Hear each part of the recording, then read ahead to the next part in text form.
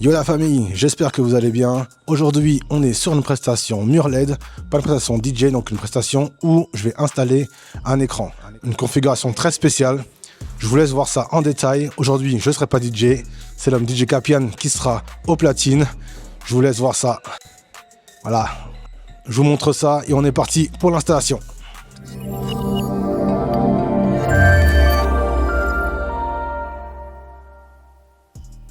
Sur cette prestation, on a mis en place 4 écrans. La partie DJ, donc 2 mètres de longueur sur 1 mètre de hauteur, qui repose sur un praticable. Un écran à droite, un écran à gauche, 2 mètres de hauteur, qui repose, eux, sur des monotubes Gravity. Et la partie centrale, qui repose sur des structures aluminium avec des embases lourdes, et également de Gravity au milieu, pour avoir un support optimal de la structure LED, qui est un peu spéciale. Je vais vous montrer maintenant comment on assemble 2 dalles l'une avec l'autre. Donc, comment on assemble les dalles?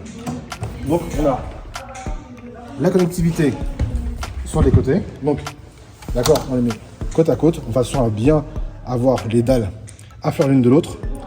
On va amener ce petit élément-là dedans, qui va se clipser. On va pousser. Pause. Je vais faire un arrêt sur image pour vous montrer un truc important. La connectique entre les deux dalles, ici de manière latérale, est spécifique à ce type de mur. Ici, nous avons un mur incurvé, qui permet de créer une courbure de l'écran. Sur un mur plat, la connectique est bien plus simple. Elle est similaire à la connexion entre deux dalles de manière verticale, qu'on verra juste après. Donc, d'accord, on les met côte à côte, de façon à bien avoir les dalles à faire l'une de l'autre. On va amener ce petit élément-là dedans, qui va se clipser. On va pousser et faire un quart de tour. Et après, on serre. Et pareil pour le bas. Et voilà, là on a les dalles qui sont solidaires sur la partie horizontale. Et je vais vous montrer maintenant comment on les assemble de manière verticale. Donc le même principe, sauf que cette fois-ci on les met l'une sur l'autre. Faites bien attention que les petits blocs qui sont là rentrent bien dans la partie inférieure.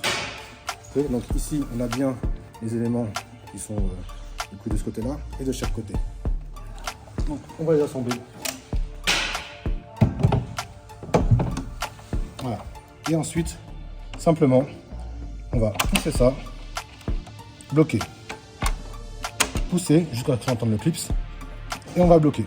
Et là, du coup, on a les deux dalles qui sont solidaires, l'une de l'autre, et on peut les accrocher, les mettre en hauteur sans problème. Voilà. Pour l'installation d'un mur LED, ne soyez pas seul. Soyez 2, 3, 4, même 6 si c'est nécessaire. Mais vraiment, être plusieurs permet de faire tout plus vite et surtout en toute sécurité. Ok, donc là, on a fini l'installation de toutes les dalles. Donc, voilà. Maintenant, on va passer au câblage. Donc, le câblage, comment ça se passe? On a 2 types de câbles. Les câbles d'alimentation, donc c'est du PowerConnect classique. Et du coup, des câbles dits Tignal, c'est du coup du RJ45, donc classique. Donc, comment ça se passe derrière?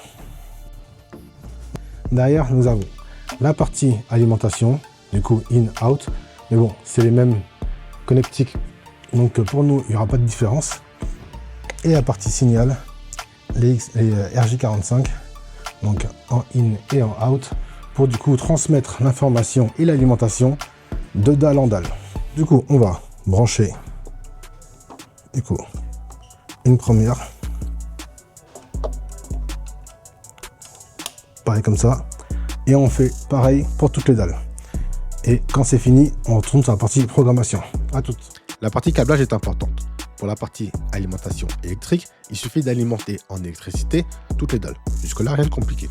Pour la partie signal, un peu plus complexe, qui va nécessiter un cheminement particulier, puisque ce cheminement, va être retranscrit sur le logiciel pour pouvoir rediffuser l'image correctement. Par exemple, si on câble les dalles de droite à gauche et sur l'ordinateur, on fait de gauche à droite, l'image ne sera pas du tout correcte.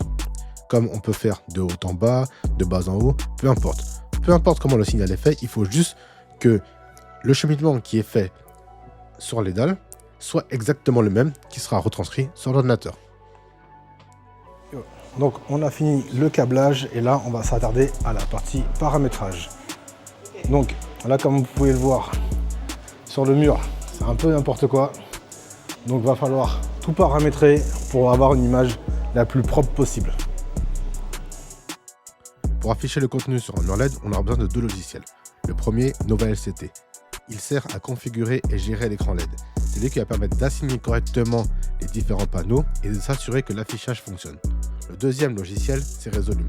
Resolume, lui, c'est un logiciel de diffusion. C'est ici qu'on va pouvoir envoyer les médias qu'on contrôle et le visuel en temps réel. En résumé, Nova LCT prépare l'écran, Resolume envoie les images. Donc voilà, l'installation est terminée, on a fait paramétrage, on a tout installé, tout vérifié. Tout est bon pour une installation. L'installation, elle est nickel. Je vous la montre.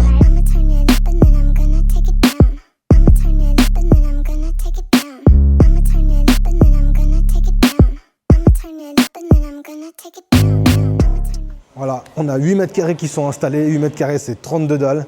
Donc voilà, tout est paré pour la soirée. Et du coup, on va changer pour commencer la prestation.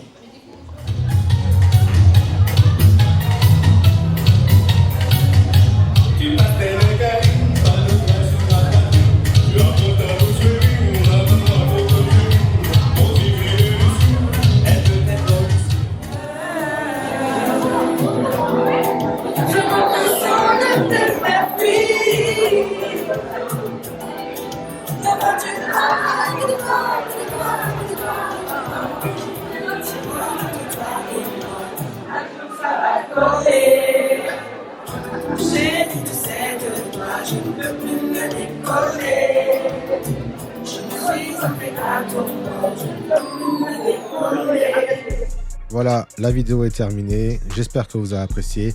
Suivez avec moi les différentes étapes d'installation d'un mur LED, donc installation, câblage et paramétrage. Il y a encore beaucoup de choses à dire sur le mur LED, tels que les logiciels en question, donc les deux que j'ai mentionnés, comment ça fonctionne à l'intérieur, etc., etc. Si tu as des questions, n'hésite pas à les mettre en commentaire, j'y répondrai avec plaisir. Et si vous êtes nombreux, je pourrais même en faire une vidéo dédiée. En tout cas, si tu as aimé, n'hésite pas à liker, à partager et à t'abonner. On se retrouve très bientôt sur une prochaine vidéo. Peace.